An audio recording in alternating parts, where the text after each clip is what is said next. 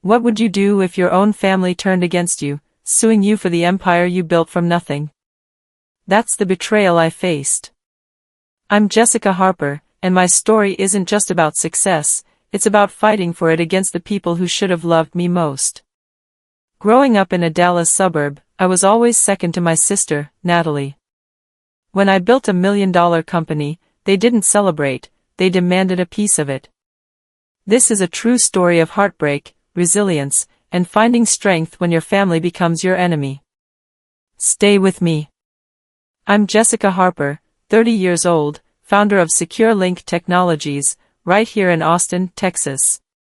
From a tiny apartment to a downtown office overlooking Lady Bird Lake, I built a cybersecurity empire from scratch. But this isn't just a success story, it's a story of surviving betrayal. My parents, Margaret and Robert, and my sister, Natalie, 3 years older, always put her first. Her dance recitals trumped my science fair wins. Her dreams were their priority, while mine were an afterthought. I was the responsible one, the invisible one, fighting for every scrap of attention. In our Dallas home, I learned early that love came with conditions. Natalie, with mom's eyes and a flair for drama, was their golden child. I was just Jessica, quiet, studious, expected to succeed without their help. When I earned a scholarship to UT Austin, I thought I'd finally escape their shadow. I worked 2 jobs, coded late into the night, and turned pain into purpose. SecureLink wasn't just a company, it was my rebellion against being overlooked. But when it hit Forbes, my family didn't call to congratulate me. They showed up with a lawyer, claiming my success belonged to them. This story is for anyone who's felt unseen by those closest to them. Maybe you've been pushed aside, your hard work ignored, your heart broken by family. I get it. I lived it. In Texas, we're raised on grit, and I used every ounce to build something they couldn't take away. But the fight wasn't just legal, it was personal. My family's betrayal cut deeper than any lawsuit could. Yet, through it all, I found a truth: your worth isn't defined by those who fail you. It's defined by what you create and who you choose to stand by you. Let's walk through this journey together. My childhood in Dallas was a masterclass in being invisible. My parents celebrated Natalie's every move, her C's were triumphs, her dance recitals were sacred. My straight A's? Expected. My science fair victories? Skipped for her performances. I built myself up anyway, teaching myself to code, driving myself to competitions, paying my own way through college. At UT Austin, I dreamed up SecureLink Technologies, a cybersecurity game-changer born from sleepless nights and sheer determination. By 2021, we were in Forbes, $1 million company born from my grit, not their support. Then came the ultimate betrayal. When Mom passed from pancreatic cancer in 2023, I wasn't even invited to her deathbed. The will reading? Held without me. Everything, our family home, investments, even Grandma's jewelry, went to Natalie. Mom's note said I was strong, that Natalie needed it more. I was devastated, but I kept building. When SecureLink's success hit the headlines, my dad and Natalie showed up, not to apologize, but to demand 20% of my company. They claimed Dad's old puzzle hobby inspired my tech. They sued me, their own blood, for a share of what I'd earned alone. I fought back with the best lawyer in Texas and won. But victory wasn't sweet, it was empty. I'd lost my family long before the courtroom. So, I turned pain into purpose, founding the SecureLink Foundation to help young dreamers like me, kids from tough backgrounds with big ideas. I found a new family in my husband, Michael, my team, and the kids I mentor. If you've ever been betrayed by family, know you're not alone. Hit that like button if this resonates. Subscribe to join our community of fighters. Drop your story in the comments. Have you had to set boundaries with family? Use Truth Unlocked stories to share. Your voice matters, and it might just inspire someone watching right now. It all began in a quiet Dallas suburb, in a house that looked warm but felt cold. A 4-bedroom colonial with a big backyard where Dad grilled on Sundays, but only when Natalie was the center of attention. I was always second, my achievements drowned out by her spotlight. From that house, I learned to fight for myself, to build something bigger than their neglect. This isn't just a story of revenge, it's about breaking free. Let's go back to where it started, to the moments that shaped me, long before the lawsuit that changed everything. My story begins in a 4-bedroom colonial house in the Dallas suburbs, the kind of place where neighbors wave and kids ride bikes until dusk. It looked like the perfect American home, big backyard, Sunday barbecues, a tire swing swaying in the breeze. But inside, it was a different story. My mom, Margaret, ran our household like a military operation, every detail planned, every expectation clear. My dad, Robert, was quieter, always nodding along to her decisions, a shadow in her wake. And then there was my sister, Natalie, 3 years older, with Mom's piercing blue eyes and a flair for dance that made her their golden child. I was just Jessica, quiet, studious, the one who faded into the background. From my earliest memories, I knew my place. Natalie was the star, the one they pinned their hopes on. Her dance recitals were sacred, her every whim a priority. If she tripped, Mom was there with a bandage and a hug. If I excelled, I got a nod, maybe a, "That's nice, Jessica." It wasn't that they were cruel, they just didn't see me.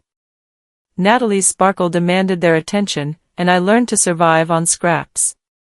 I'd watch them fuss over her costumes, plan her competitions, while I sat at the kitchen table with my math homework, invisible. It stung, but I buried it deep, telling myself I'd prove my worth someday. This wasn't about money, we were comfortable, middle class, with a home full of photos, most of them Natalie's. It was about love, or the lack of it. Mom would say, "Jessica, you're so capable," as if that excused their neglect. Capable meant I didn't need them, didn't deserve their time. I remember one Christmas, Natalie got a new dance outfit, sequins glittering under the tree. My gift? A practical sweater, 2 sizes too big. "You'll grow into it," Dad said, already turning back to Natalie's excited chatter. That house taught me a hard truth: love in my family came with a pecking order, and I was always last. But in Texas, we're raised on grit. Even as a kid, I knew I'd have to carve my own path, no matter how much it hurt. My 10th birthday was supposed to be my day. I'd been dreaming about it for weeks, a small party with school friends, balloons, maybe a piñata in our Dallas backyard. Mom had promised, and I believed her. I woke up that morning, heart racing, picturing cake and laughter. But when I came downstairs, clutching the banister in my favorite blue dress, I found Mom and Dad huddled around Natalie, their faces lit with pride. She'd been selected for a regional dance competition. "Isn't that wonderful, Jessica?" Mom beamed, barely glancing my way. "Your sister might go to nationals." My stomach dropped. "What about my party?" I asked, voice small. Dad looked up, distracted. "Oh, happy birthday, kiddo. We'll have to reschedule. Natalie needs to practice all weekend." Reschedule. That word cut deeper than I could explain. I stood there, watching them plan her rehearsal schedule, my birthday forgotten. No balloons, no friends, no piñata. Instead, I got a gift card, slipped into my hand as Mom rushed Natalie out the door. Later, we ate a grocery store cake, no candles, no song, just a quick slice before Natalie's practice. I sat at the table, staring at the crumbs, feeling smaller than ever. 10 years old, and I was already learning that my moments didn't matter. Natalie's dreams were the sun, I was just a shadow. I went to my room that night, tears stinging, but I didn't let them fall. I told myself I'd be okay, that I'd make my own light. I taped a birthday card from my best friend to my mirror, a reminder that someone saw me. Looking back, that day was a turning point. It wasn't just a missed party, it was the moment I realized I'd have to fight for my place in the world. My family's love was a currency I'd never earn, no matter how hard I tried. But even then, in that quiet Dallas bedroom, I felt a spark of Texas stubbornness. I'd show them. Not with anger, but with something they couldn't ignore, my own success, built on my terms. By 7th grade, I'd learned to channel my hurt into achievement. I poured myself into school, especially science, where I could lose myself in logic and discovery. That year, I won the district science fair with a project on renewable energy, a solar panel prototype I'd spent months perfecting. The presentation was at 4 p.m., and I'd told my parents weeks in advance, hoping they'd show up. I stood by my display, heart pounding, scanning the auditorium for their faces. They never came. Later that night, I found out why. They'd been at Natalie's dance recital, cheering her on as she stumbled through a routine. When I confronted them, holding my blue ribbon, Mom sighed. "Jessica, you know these things come easily to you. Natalie gets nervous. She needs us more." That excuse was a knife. Easily to me? I'd stayed up late, scavenging parts from thrift stores, teaching myself circuitry from library books. I'd begged for a ride to the fair because they were too busy with Natalie's costume fittings. I went back to my room, taped that ribbon to my wall, and made a vow, I'd succeed despite them. If they wouldn't see me, I'd make the world notice. That's when I discovered coding.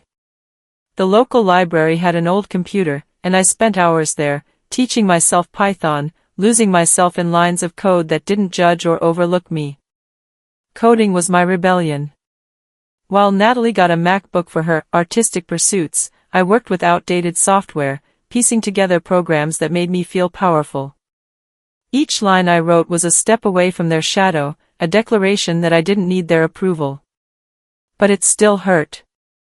I'd hear them downstairs, planning Natalie's next competition, while I debugged code alone. My parents saw my drive as a given, not a triumph. They didn't know the nights I cried, wondering why I wasn't enough. But Texas taught me to keep going.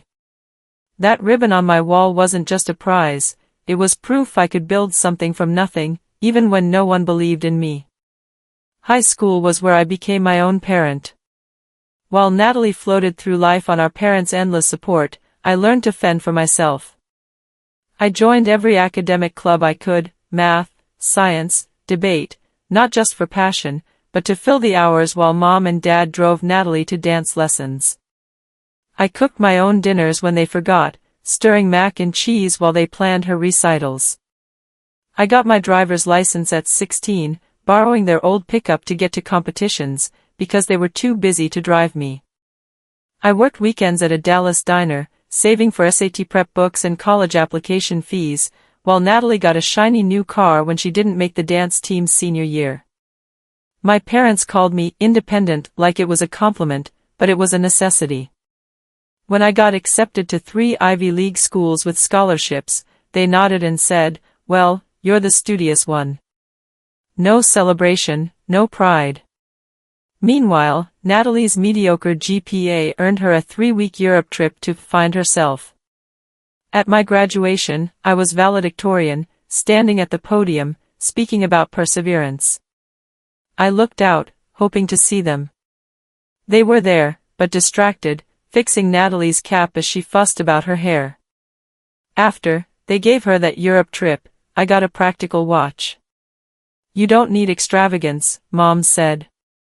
"You've got your scholarship." Those years forged me. I learned to budget, to plan, to survive without their help. I'd lie awake in my Dallas bedroom, hearing them plan Natalie's European itinerary next door, and I'd dream of a life where I wasn't invisible. I didn't know it then, but that independence was my greatest asset. It was Texas grit, raw, stubborn, unyielding. I wasn't just surviving, I was building the foundation for Secure Link Technologies, a company that would change my life. But the cost was steep. Every step I took alone was a reminder, my family's love was a door I'd never unlock. Yet, in that struggle, I found something stronger, myself. Leaving that Dallas house behind felt like breaking free from a cage. At 18, I stepped onto the University of Texas at Austin campus with a full scholarship, my ticket to a new life. But freedom came with a price. While my sister, Natalie, breezed through SMU, 30 minutes from home, with mom and dad footing her tuition, rent, and even a monthly allowance, I was on my own. My scholarship covered classes, but books, food, and a tiny off-campus apartment? That was on me. I worked 20 hours a week at the university library, shelving books until midnight, and another 10 at a coffee shop on Guadalupe Street, steaming lattes for undergrads who didn't have to hustle like I did. Every day was a grind. I'd wake at 6 a.m. for classes, study in stolen moments between shifts, and fall into bed exhausted, only to do it again. My parents called Natalie's allowance support for her focus. Me? They said, "Jessica, you're fine. You always figure it out." Figuring it out meant skipping meals to afford textbooks, choosing sleep over socializing, and carrying a weight no one saw. I'd see Natalie's Instagram posts, parties, new clothes, trips to Europe, all funded by mom and dad. I didn't resent her, I envied the love she got so easily. But Austin was where I found myself. The city's energy, its tech buzz, its live music, its stubborn independence, lit a fire in me. I majored in computer science, losing myself in code, where logic ruled and feelings didn't. My professors noticed my drive, but my family didn't. I'd call home, hoping to share a good grade or a project, but mom would pivot to Natalie's latest dance drama. "She's struggling, Jessica. You're doing fine." Fine. That word was a wall between us. Still, I kept going, fueled by Texas grit and a promise to myself, I'd build something they couldn't ignore. Late nights in the library, I'd dream of a future where I wasn't invisible. I'd walk past the tower at UT, its orange glow a beacon, and think, this is my shot. I wasn't just studying, I was forging a path. Every shift at the coffee shop, every line of code, was a step towards something bigger. I didn't know it yet, but those long hours, that relentless hustle, were laying the foundation for Secure Link Technologies. In Austin, I learned that success wasn't given, it was earned, one grueling day at a time. In my sophomore year at UT, everything changed. I took an entrepreneurship class, a break from my usual coding grind, and it was like a door swung open. Our final project was to pitch a business idea, and I was obsessed with a problem, identity theft. A friend had her life upended by it, bank accounts drained, credit ruined. I thought, what if we could secure identities with something unbreakable? That's when I came up with Secure Link, a system blending blockchain and biometrics to make verification ironclad. I spent weeks in the library, sketching ideas, coding prototypes, fueled by coffee and a fire I couldn't explain. When I pitched it in class, my hands shook, but my voice was steady. I laid out how Secure Link could protect people, businesses, even governments. My professor, Dr. Rivera, pulled me aside after. "Jessica, this isn't just a project. This could be a company." His words hit me like lightning. For the first time, someone saw my potential, not my sister's shadow. I walked across campus that night, the Austin skyline glittering, and felt unstoppable. But the real world wasn't so kind. I pitched to a local investor, a big shot in Austin's tech scene. He leaned back, smirked, and said, "You're too young, too green. Come back when you've got experience." I left his office, got in my beat-up Toyota, and cried.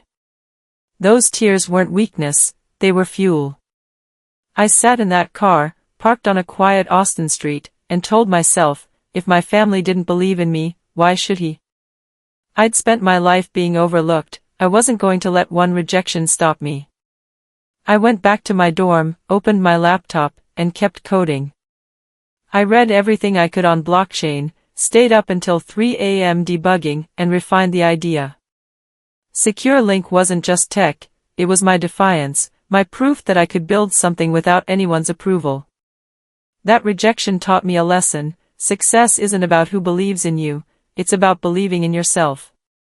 I started reaching out to mentors, attending Austin tech meetups, soaking up advice from anyone who talked to me. I'd stand in those crowded rooms, a 20-year-old surrounded by seasoned founders, feeling out of place but refusing to back down. Slowly, Secure Link took shape, not just as an idea, but as a mission. I wasn't building a company for fame or money. I was building it to prove I was enough, to myself and to the family who never saw me. That spark, born in a UT classroom, was about to change everything. After graduation, I stayed in Austin, determined to turn Secure Link into reality. I rented a shoebox apartment off South Congress, the kind with creaky floors and a leaky faucet. My life was ramen noodles, secondhand furniture, and whiteboards covered in code. I took a software job by day, coding for Secure Link at night, my eyes burning from screen glare. Sleep was a luxury, I'd catch naps on my couch between debugging sessions.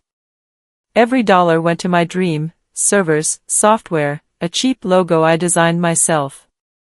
It was lonely, but loneliness was familiar.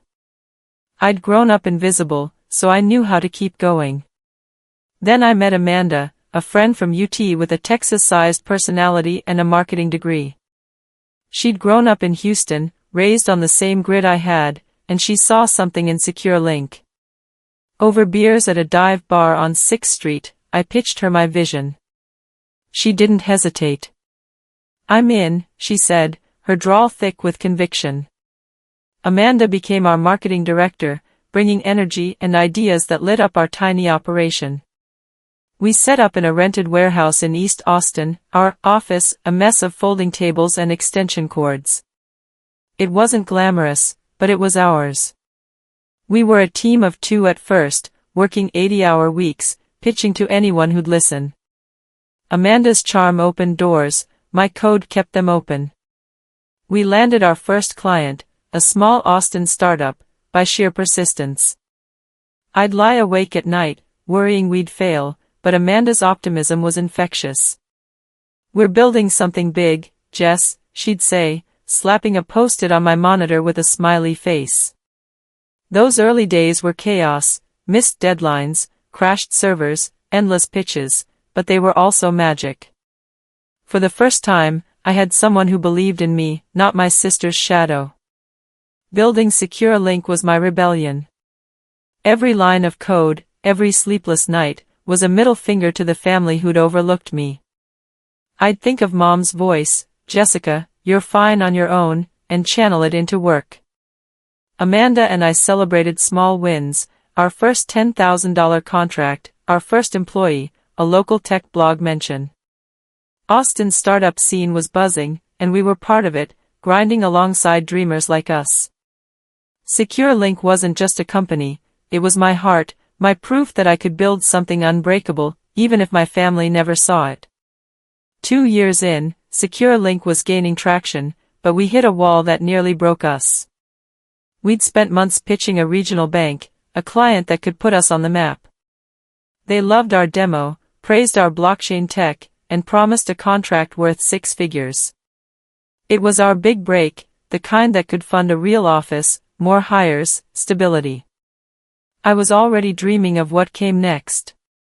Then, 2 days before signing, their email came: "We're going with a bigger firm." No explanation, just a polite brush off.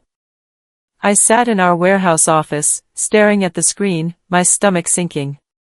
It felt like my childhood all over again, working so hard, only to be overlooked. I was ready to quit. I sat alone that night, surrounded by empty coffee cups, wondering if I'd been a fool to think I could do this. Secure Link was my everything, but maybe it wasn't enough. Amanda sensed it. She called a midnight team meeting, me, her, and our 2 new hires, crammed around a folding table. "We're not done," she said, her Texas drawl firm. "This bank doesn't define us. We're SecureLink, and we're just getting started." She pulled out a whiteboard, and we brainstormed until dawn, new pitches, new strategies, new clients. Her fire reignited mine. We pivoted hard. I reworked our demo, streamlined the code, made it sharper. Amanda hit the phones, pitching bigger clients with bolder promises. A month later, we landed a deal with a national retailer, twice the size of the bank's contract. When we signed, we celebrated with cheap pizza and Shiner beers in our warehouse, laughing until we cried. That moment wasn't just a win, it was a turning point. I realized SecureLink wasn't just my dream, it was ours. Amanda, our team, they were my chosen family, the ones who saw me when my real family didn't. That challenge taught me something: setbacks aren't the end, they're the forge. In Texas, we don't quit when the going gets tough, we dig in. I thought of my parents, who never showed up for my science fairs, and how I'd kept going anyway. This was no different. Every rejection, every late night, was building something stronger. SecureLink wasn't just surviving, it was thriving. We moved to a bigger office, hired more staff, and started getting noticed. But the real victory was knowing I could face anything, even failure, and come out swinging. By 2021, SecureLink was a force. We'd moved from our East Austin warehouse to a sleek downtown office, windows overlooking the Colorado River. Our team grew to 15, and I could finally pay myself a real salary, no more ramen dinners. Clients were lining up, from startups to Fortune 500s, drawn to our bulletproof cybersecurity. Then came the moment I'd dreamed of. Forbes ran a feature on us, calling SecureLink a game changer in identity protection. I held that magazine in my hands, my name in print, and felt like I'd finally made it. I'd built something the world couldn't ignore. I called my parents, hoping this would change things. Maybe they'd see me now, be proud. I dialed Mom's number, heart pounding. "Hey, Mom, did you see the Forbes article? SecureLink made it." There was a pause, then her voice, distracted. "That's nice, Jessica. Did you hear Natalie's dating an artist? He's opening a gallery in Dallas." My heart sank. I'd built $1 million company, and still, I was an afterthought. Dad got on the phone, said, "Good job, kid," then pivoted to Natalie's boyfriend. I hung up, staring out my office window at Lady Bird Lake, the water calm but my chest tight. Their disinterest wasn't new, but it still hurt. I'd spent years chasing their approval, thinking success would earn it. Forbes was my proof, my blue ribbon from that 7th grade science fair, but they didn't show up for this either. I sat at my desk, the magazine open, and let myself feel the weight of it. Not anger, just grief, for the family I'd never have, for the love I'd never earn. But then I looked around. My team was buzzing, Amanda planning our next pitch, our mission growing. They saw me. They were my family now. That moment clarified everything. Success wasn't about their validation, it was about mine. SecureLink was my legacy, built on Texas grit, late nights, and a refusal to quit. I framed that Forbes article, not for them, but for me. It hung in our office, a reminder of what I'd done without them. The world was watching now, clients, investors, the tech scene in Austin. But my parents? They stayed in their Dallas bubble, blind to what I'd become. I wasn't invisible anymore, but to them, I'd always be. And I was starting to be okay with that. In the spring of 2023, my world shifted. I got a call from Dad, his voice heavy, saying Mom had been diagnosed with pancreatic cancer, stage 4. It was a gut punch. I dropped everything, booked the first flight from Austin to Dallas, and showed up at our old colonial house, the one I'd left behind years ago. The air inside was thick with grief, but it wasn't a homecoming. Mom was frail, her sharp edges softened by illness, but the distance between us hadn't changed. Natalie was already there, playing the devoted daughter, hovering by Mom's bedside, whispering comforts. I tried to help, cooking meals, researching treatments, sitting quietly with Mom when she'd let me. For 3 days, I poured my heart into being there, hoping to bridge the gap that had defined us. But I was an outsider in my own family. One night, I overheard Mom tell Natalie, "You're my rock, sweetheart. Jessica's too distant." The word sliced through me, sharper than any knife. Distant? I'd flown across Texas, rearranged my life, sat by her side. But in her eyes, I was still the capable one, the one who didn't need her. Then Dad pulled me aside, his face tired. "Jessica, your mom gets agitated when you're here. Maybe it's best if you head back to Austin." Agitated. I nodded, numb, and packed my bag. 3 days later, Mom was gone. I didn't find out from Dad or Natalie. My aunt sent an email, brief and cold, "Your mother passed this morning. Funeral's Friday." I sat at my desk in Austin, staring at the screen, the words blurring through tears. I'd spent my life chasing Mom's approval, thinking maybe one day she'd see me. But even in her final days, I was excluded, pushed out of her heart and her goodbye. The pain wasn't just losing her, it was knowing I'd never been hers to begin with. Natalie was her daughter, I was just an obligation. I wanted to scream, to demand why I wasn't enough, but there was no one to answer. In Texas, we're taught to keep moving, so I did. I flew back for the funeral, but the house felt like a museum of my failures, photos of Natalie on every wall, none of me. I was grieving, but not just for Mom. I was grieving the family I'd never had, the love I'd never earned. Mom's funeral was a blur of black dresses and hushed voices. I sat in the front row of the Dallas church, but I felt like a stranger in my own family's story. Mourners whispered about Natalie's grace, her devotion, barely noticing me. "Oh, you're the other daughter," one said, surprised, as if I'd materialized from thin air. I kept my head down, clutching a program, trying to hold myself together. But the real blow came after. I wasn't invited to the will reading. Natalie and Dad handled it quietly, shutting me out like I was an afterthought. My aunt, ever the reluctant messenger, emailed me the details a week later. I read it on a plane back to Austin, my hands trembling, the hum of the engines drowning out my thoughts. The will left everything to Natalie. The house in Dallas, worth $1.2 million, with its big backyard and tire swing. The investment accounts, $800,000, built from Dad's careful savings. Grandma's jewelry, pearl necklaces, diamond rings Mom wore on special occasions. All of it, every piece of our family's legacy, went to my sister. Mom's handwritten note was the cruelest part, "Jessica is strong. She'll make her own way. Natalie needs this to find her path." Strong. That word, my whole life, had been a cage. It meant I didn't deserve care, didn't warrant love. I stared at the paper, my chest tight, feeling the weight of being erased. Even in death, Mom chose Natalie over me. I wanted to call Dad, to ask why they'd kept me from the reading, why Mom thought I needed nothing. But I didn't. I knew the answer, I'd always been second. The jewelry hurt most, those pearls were supposed to be mine, a promise Mom made when I was a kid.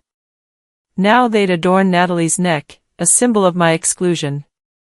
I landed in Austin, drove to my apartment, and sat in the dark, the will crumpled in my hand.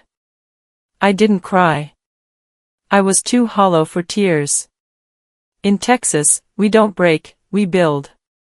But that night, I wasn't sure I had anything left to build with. The pain wasn't just about money or things. It was about being written out of my family's story, like I'd never mattered. I thought of all the times I'd tried to earn Mom's love, straight A's, science fairs, late nights coding. None of it was enough. I was strong, so I got nothing. Natalie was weak, so she got everything. But even in that darkness, a spark flickered. I'd make my own legacy, one they couldn't take. Secure Link was my answer, my defiance, my proof that I didn't need their love to shine. A year later, after Secure Link hit Forbes, my phone rang. It was Dad, his voice warmer than I'd heard in years. "Jessica, we saw your article. You've done well, kiddo. Let's reconnect." I was cautious but hopeful. Maybe my success had finally opened their eyes. I invited them to Austin, thinking we could start over. A week later, Dad's old Volvo pulled into my driveway, its engine rattling. Natalie stepped out, all smiles, her hair swept back like she was auditioning for a role. They hugged me, but it felt rehearsed, like they were playing parts in a play I didn't understand. I showed them my lakefront home, a far cry from my old ramen noodle apartment. They gawked at the marble counters, the view of Lady Bird Lake, the art on my walls. "You've really made it," Dad said, his eyes lingering on my hardwood floors. Natalie ran her fingers along my kitchen island, her voice sugary. "This place is amazing, Jess. You must be so proud." But her eyes weren't warm, they were calculating. I pushed the unease down, serving iced tea on the deck, trying to believe they were here for me. We talked about old times, but it was surface level, Natalie's new boyfriend, Dad's golf game. They didn't ask about Secure Link, my team, my life. Then Dad's tone shifted. "Your success, Jessica, it's a family accomplishment. We were there for you, always." I froze, my glass halfway to my lips. There for me? They'd ignored my science fairs, skipped my graduation speech, left me to pay for college alone. Natalie chimed in, her voice too casual. "Yeah, we supported you, even if you didn't see it. It's like a team effort." My stomach churned. This wasn't a reunion, it was a setup. They weren't here to mend fences, they were here to stake a claim. I kept my face neutral, but my mind raced. What did they want? That night, I lay awake, replaying their words. "In Texas, we trust our gut," and mine was screaming. I thought of Mom's will, how they'd shut me out. Now, with Secure Link in the spotlight, they were back, acting like they'd been my biggest fans. I wanted to believe they'd changed, that they saw me at last. But deep down, I knew better. They didn't want me, they wanted what I'd built. The warmth in Dad's voice, Natalie's fake smile, it was all a performance. I'd spent my life chasing their love, but this visit wasn't love. It was greed, dressed up as family. And I was about to find out just how far they'd go. The next morning, we sat on my deck for brunch, the Austin sun glinting off Lady Bird Lake. I'd made breakfast, biscuits, eggs, coffee, hoping to salvage the visit. But the air felt heavy, like a storm was brewing. Natalie sipped her coffee, her eyes darting to Dad. He cleared his throat, leaning forward. "Jessica, we've been thinking. Secure Link's doing so well, and, well, we deserve a piece of it. 20% of the company seems fair." I blinked, sure I'd misheard. 20%? My company, built on sleepless nights and scraped-together savings? I set my fork down, my voice calm but cold. "What are you talking about?" Natalie jumped in, her voice sharp.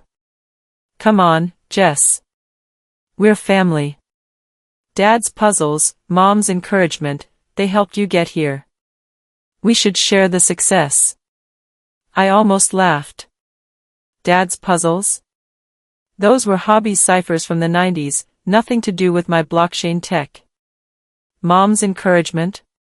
She'd barely noticed my existence. "You didn't pay for my college," I said, my voice steady. You didn't fund Secure Link. I built this alone. Dad's face hardened. We gave you a home, computers, stability. You owe us. Owe them? The computers were secondhand, stability was me raising myself. A week later, Natalie called me on video, her face filling my laptop screen. She was furious, her voice rising. You're selfish, Jessica. Mom always said you'd make it big, and we deserve a piece of it. I kept my composure, but my heart raced. You're not entitled to my work, I said. She screamed, we'll see about that, and hung up. My husband, Michael, overheard, his jaw tight. They're coming for you, Jess, he said. I nodded, the truth sinking in. This wasn't a request, it was a demand, backed by a threat. They thought they could bully me into giving up what I'd earned. I sat in my office that night, staring at the Austin skyline, my mind reeling. I'd spent my life proving myself to them, but this was different. They didn't just want my success, they wanted to steal it. In Texas, we don't back down from a fight, but this one hurt. These were my father and sister, the people I'd once loved, now treating me like a stranger to exploit. I thought of Mom's will, how they'd erased me without a second thought. Now they saw my company as their lottery ticket. I wasn't just angry, I was heartbroken. But I wasn't helpless. I'd built Secure Link from nothing, and I'd protect it, no matter what they threw at me. A week after the video call, they took it further. I was in a meeting at Secure Link's downtown Austin office when my assistant buzzed me. Your dad and sister are here. They're demanding to see you. My stomach dropped. I walked to the lobby, and there they were, Dad in his faded polo, Natalie in a designer dress, her face a mask of entitlement. Employees glanced over, sensing the tension. Natalie didn't wait for pleasantries. This is our company too, Jessica, she shouted, loud enough for my team to hear. You can't shut us out. Dad stood behind her, arms crossed, his silence louder than her words. I kept my voice low, professional. This isn't the place. Let's talk privately. Natalie ignored me, stepping closer. We deserve our share. You wouldn't be here without us. My team stared, frozen. I signaled security, my hands steady despite the chaos in my chest. 2 guards escorted them out, Natalie yelling until the glass doors closed. I stood there, humiliated but resolute. My employees looked to me, and I forced a smile. Back to work, folks. But inside, I was shaking. My own family, in my place of pride, trying to tear me down. That evening, a legal notice arrived by courier. I opened it at my desk, Michael by my side. It was a lawsuit, filed by Dad and Natalie, claiming 20% of Secure Link. Their argument? My tech was based on Dad's old encryption puzzles, a family intellectual property. It was absurd, laughable, but it wasn't funny. They'd hired a lawyer, banking on intimidation to force my hand. I thought of all the years I'd tried to earn their love, science fairs, scholarships, Forbes. Now they were suing me, not for who I was, but for what I'd built. The betrayal cut deeper than I'd imagined. Michael squeezed my shoulder. We'll fight this, Jess. They don't get to win. He was right. In Texas, we don't run from a challenge, we face it head-on. I called Catherine Ward, the best corporate lawyer in Austin, known for shredding weak cases. She took one look at the notice and laughed. This is nonsense, Jessica. We'll bury them. I hired her on the spot, my resolve hardening. This wasn't just about money, it was about protecting what I'd created, the life I'd forged without them. They'd underestimated me my whole life, but I wasn't the invisible girl anymore. I was ready to show them exactly who they were up against. The lawsuit from my family was a storm I never saw coming, but I was ready to fight. My lawyer, Catherine Ward, was a Texas legend, known for dismantling flimsy cases with surgical precision. We sat in her Austin office, surrounded by legal pads and coffee cups, as she dissected their claim. They said my secure link technology was built on Dad's old encryption puzzles, a hobby he'd scribbled in notebooks decades ago. It was absurd, but they were banking on intimidation, hoping I'd cave under pressure. Catherine just smirked. "This won't hold up," she said, her drawl steady. "We've got this, Jessica." She uncovered emails that told the real story. Late-night messages between Dad and Natalie, sent before Mom's death, plotting to claim a stake in SecureLink once it hit big. They'd watched my Forbes feature, seen dollar signs, and decided I owed them. Catherine presented those emails in court, each one a dagger to their case. Natalie took the stand, fumbling through questions about blockchain and biometrics, terms she couldn't define. "It's Dad's idea," she stammered, her face flushed. The judge's eyes narrowed, unimpressed. I sat in the courtroom, my heart pounding, watching their lies unravel. They weren't just after money, they'd planned to exploit me, their own blood, from the start. Catherine didn't stop there. She dug into their finances, showing Natalie had burned through her inheritance on failed art ventures, while Dad's pension was drying up. SecureLink was their lifeline, a desperate grab at my success. I listened, my hands clenched, as the truth spilled out. This wasn't about family pride or shared dreams, it was greed, pure and simple. I thought of all the years I'd tried to earn their love, the science fairs they skipped, the birthday they canceled. Now they were here, in an Austin courtroom, trying to take what I'd built alone. The pain was raw, but so was my resolve. In Texas, we don't back down, and I had Catherine by my side, a force as unyielding as a hill country storm. She cross-examined Dad, asking how his puzzles, basic ciphers from the 90s, could possibly relate to my cutting-edge tech. He mumbled, unable to answer. The courtroom was silent, the weight of their deception hanging heavy. I looked at them, my father and sister, and saw strangers. They'd underestimated me, just like always. But this time, I wasn't invisible. I was a founder, a fighter, and I'd protect what was mine, no matter the cost. The legal battle reached its peak in a sterile Austin conference room, where we faced off for a settlement hearing. Catherine Ward was a lion, her presence commanding as she laid out our defense. She didn't just counter their claims, she turned the tables. "We have grounds for a countersuit," she said, her voice cutting through the tension.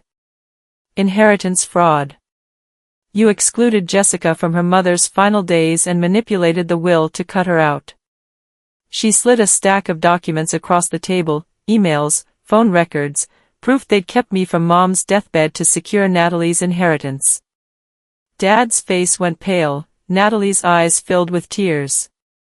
The room felt smaller, the air thick with their defeat. Catherine leaned forward, her Texas drawl sharp. "Drop this lawsuit, or we'll bury you in court." Natalie's lawyer, a nervous man in a cheap suit, stammered, advising them to back off. Dad looked at me, his eyes pleading, but I held his gaze, unyielding. I wasn't the little girl he'd ignored anymore. Natalie sobbed, muttering about fairness, but it was over. They signed an agreement, legally binding, never to sue me again. The gavel fell, and I walked out of that room, free but heavy. Victory should have felt sweet, but it didn't. I'd won the battle, but the war had cost me my family.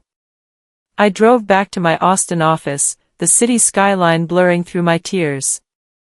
Michael, my husband, met me at the door, pulling me into a hug. "You did it," he whispered. But what had I done? Protected my company, yes, but at the price of any hope for reconciliation. I sat at my desk, staring at a photo of our team, and felt the weight of it all. They'd tried to take everything, but they'd lost more, their daughter, their sister, their chance to know me. In Texas, we celebrate wins, but this one was hollow. I thought of Mom's will, her note calling me strong, as if that justified leaving me nothing. I thought of Dad's silence, Natalie's screams, their greed laid bare. I'd fought for secure link, for the life I'd built, but the scars remained. Still, I wasn't broken. I'd stood my ground, not out of revenge, but survival. That courtroom victory was mine, earned through years of grit and defiance. As I looked out at Lady Bird Lake, its waters calm, I knew this wasn't the end. I'd turn this pain into something greater, something they could never touch. After the lawsuit, I couldn't shake the emptiness. Winning in court protected secure link, but it didn't heal the wounds my family left behind. I needed purpose, something bigger than myself. That's when I founded the Secure Link Foundation, a nonprofit to support young entrepreneurs from tough backgrounds, kids like me, overlooked, underestimated, but full of dreams. I poured my heart into it, using my company's profits to fund scholarships, mentorships, and startup grants. Austin became our hub, a city that thrives on innovation and second chances. The foundation wasn't just charity, it was my way of rewriting my story. At our first event in 2025, I met Sophia, a 19-year-old from Houston with eyes that burned with determination. Her parents had favored her brother, dismissing her coding skills as a hobby. Sound familiar? She'd built an app for foster youth, a tool to connect them with resources, and it blew me away. Over coffee at a South Congress cafe, she told me her story, feeling invisible, working late nights in her school's computer lab, dreaming of a future her family couldn't see. I saw myself in her, the girl who taped science fair ribbons to her wall, vowing to prove her worth. I became Sophia's mentor, guiding her through pitches, connecting her with investors, watching her app take off. Every meeting, every milestone, healed a piece of me. The foundation grew, hosting workshops in Austin, Dallas, San Antonio, drawing dreamers from across Texas. We gave them laptops, coding boot camps, a chance to shine. I'd stand at our events, watching kids like Sophia present their ideas, their voices steady despite their pasts. It was like watching my younger self, but with someone in her corner. I wasn't just building a legacy, I was building a community, a family of fighters who'd been overlooked but never gave up. In Texas, we turned pain into purpose. The foundation became my redemption, a way to give others the support I never had. Sophia's success, and the success of dozens like her, showed me that family isn't just blood, it's the people who see your potential and lift you up. I'd lost my parents and sister, but I'd gained something greater, a mission. Secure Link Foundation wasn't just about tech, it was about hope, about proving that no one's past defines their future. Every kid we helped was a reminder, I wasn't invisible anymore, and neither were they. The lawsuit left scars that no courtroom victory could erase. I was strong, but strength had been my burden, the excuse my family used to overlook me. I needed to unpack that, so I started therapy with Dr. Bennett, a soft-spoken woman in Austin who helped me see the weight I'd carried. Being strong doesn't mean you don't hurt, she said. Those words cracked something open. I'd spent my life proving I could do it alone, but I didn't have to. Therapy wasn't about fixing me, it was about understanding that I deserved to feel, to grieve, to heal. Last spring, I spoke at the Secure Link Foundation's first gala, held in a downtown Austin ballroom. I stood at the podium, lights bright, 200 young entrepreneurs watching me. My voice trembled as I shared my story, not just the success, but the pain. My family tried to break me, I said, but they made me unbreakable. You're here because you're fighters, too. Don't let anyone tell you you're not enough. The room erupted, clapping, some in tears. I felt their strength, their stories, echoing mine. For the first time, I wasn't alone in my fight. After the speech, a man named David approached me. He was 22, from Lubbock, his voice quiet but firm. Your story gave me courage, he said. I confronted my parents about favoring my sister. They listened because of you. His words hit me hard. I'd helped him find his voice, just as I was finding mine. That night, walking along Lady Bird Lake with Michael, my husband, I felt lighter. The water shimmered under the stars, Austin's skyline glowing. I wasn't just surviving, I was thriving, surrounded by people who saw me. Healing wasn't about erasing the past.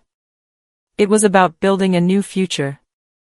Michael, Amanda, my team, Sophia, David, they were my chosen family, the ones who showed up when my blood family didn't. Therapy taught me to let go of the need for mom's approval, dad's pride, Natalie's acceptance. I'd spent years chasing a love that wasn't mine to have, but now I had something better, love I'd chosen, love that chose me back. In Texas, we don't just endure, we rebuild, stronger, rooted in the grit that defines us. That gala, that walk by the lake, showed me I'd found my place, not in my family's eyes, but in my own.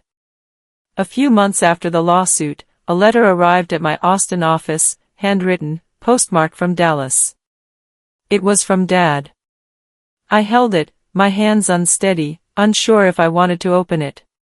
Part of me expected another demand, another manipulation. But I sat at my desk, the city quiet outside, and read. Jessica, he wrote, I'm sorry. We failed you, your mother, Natalie, me. I see that now. I'm proud of you, even if I never showed it. He talked about selling the house, living simply, volunteering at a Dallas shelter. Natalie was in Colorado, struggling, starting over. He ended with, I hope we can talk someday. I sat there, the words blurring. Proud. He'd never said that before. But pride now felt like too little, too late. I thought of the years I'd waited for those words, science fairs, graduations, Forbes, and how they'd never come. This letter wasn't closure, it was a crack in the door, a glimpse of what might have been. I wrote back, not forgiving, just honest. Thank you for your words, I said. I'm glad you're finding peace. I'm still finding mine. We met for coffee in Austin, at a quiet spot near Zilker Park. It was awkward, stilted, two strangers trying to remember how to be family. Dad looked older, his hands worn, his eyes heavy with regret. He talked about his volunteering, how it gave him purpose. I listened, nodding, but kept my distance. Natalie sent a friend request on social media, her profile picture bright and forced. I didn't accept it. Some wounds heal slowly, if at all. I wasn't ready to let her back in, not after the lawsuit, the betrayal, the years of being second. But I wasn't angry anymore. I was learning to let go, not for them, but for me.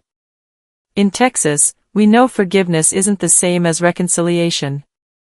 I forgave Dad for my own peace, to free myself from the weight of his failures. Coffee meetings became occasional, cautious steps towards something new, not the family I'd lost, but a fragile connection I could control. Natalie remained a shadow, her life her own to fix. Healing meant choosing my boundaries, my family, my future.